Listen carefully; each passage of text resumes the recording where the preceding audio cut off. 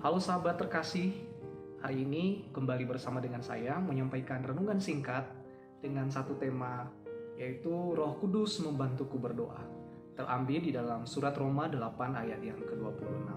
Berbunyi demikian, demikian juga Roh membantu kita dalam kelemahan kita, sebab kita tidak tahu bagaimana sebenarnya harus berdoa, tetapi Roh sendiri berdoa untuk kita kepada Allah dengan keluhan-keluhan yang tidak terucapkan.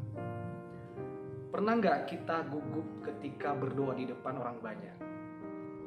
Tiba-tiba kalimat demi kalimat yang kita ucap tidak beraturan, suara kita semakin lama semakin kecil, dan bahkan seluruh tubuh gemetar. Saya pikir kita pasti mengalami hal demikian. Ya, mungkin banyak faktor.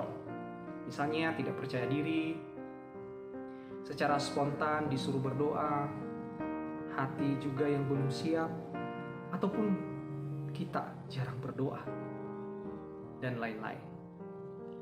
Hari ini kita belajar satu kebenaran Tuhan, bahwa Roh Kudus membantu kita untuk berdoa dalam kelemahan kita. Berdoa adalah hal yang sulit dilakukan bagi orang yang tidak memiliki persekutuan yang karib dengan Roh Kudus. Doa itu bukan sekedar menghafalkan atau membaca tulisan, tetapi doa yang benar harus lahir dari kedalaman hati kita. Jiwa, roh, dan perasaan kita berada dalam satu aliran yang sama. Dalam Roh Kudus menggerakkan dan memimpin kita dalam doa.